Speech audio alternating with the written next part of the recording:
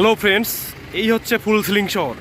রাস্তার দুধারে দেখছেন বড় বড় বিল্ডিং রয়েছে, হোটেল রয়েছে, যেখানে আপনারা ইচ্ছে করলেই রাত্রি যাপন করতে পারেন। তো প্রথমেই বলে দিচ্ছি এই ভুটানে আপনারা কিভাবে প্রবেশ করবেন।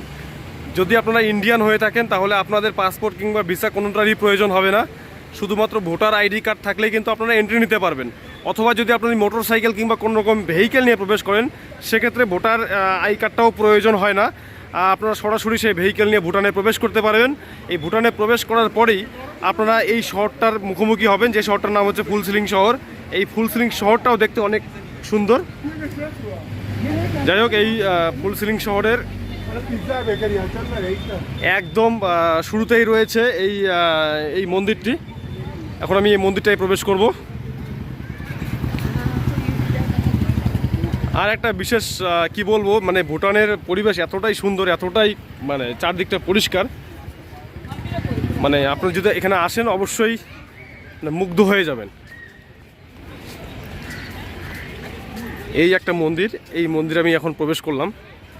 দেখতেই পাচ্ছেন এই মুহূর্তে কিন্তু অনেক পর্যটক এই মন্দিরে এসছেন। মন্দিরের যে সৌন্দর্য, সেটা মানে সেই সৌন্দর্যের ব্যাপারে বলার কিছু নেই।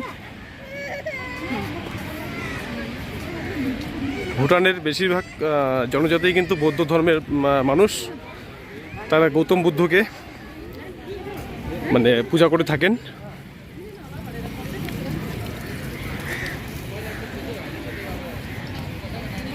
এই হচ্ছে একটা মন্দির।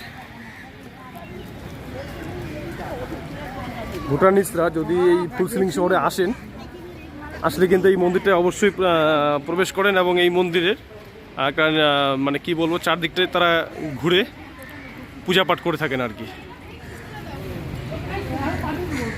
যাই হোক, আমি একবার মন্দিরটা চারপাশটা ঘুরবো।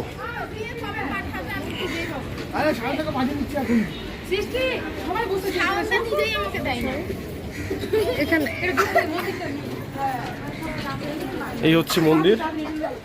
এই যে এইগুলোকে সবাই ঘুরতে থাকে এবং ঘুরতে ঘুরতে সামনের দিকে এগিয়ে যায়। এই যে দেখতে পাচ্ছেন,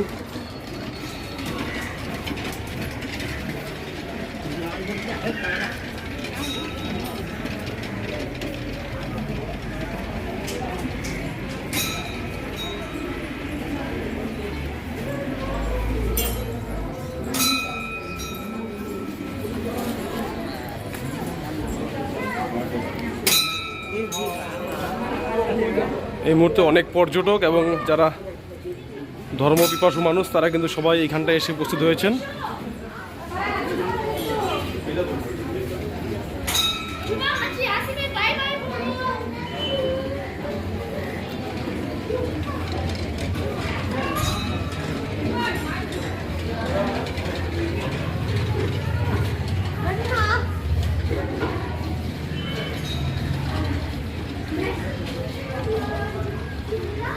আর এই হচ্ছে মন্দিরের উপর থেকে নিচে যে একটা ছোট্ট পার্কের মতো আছে, তার ভিউ অসাধারণ লাগছে দেখতে জায়গাটা।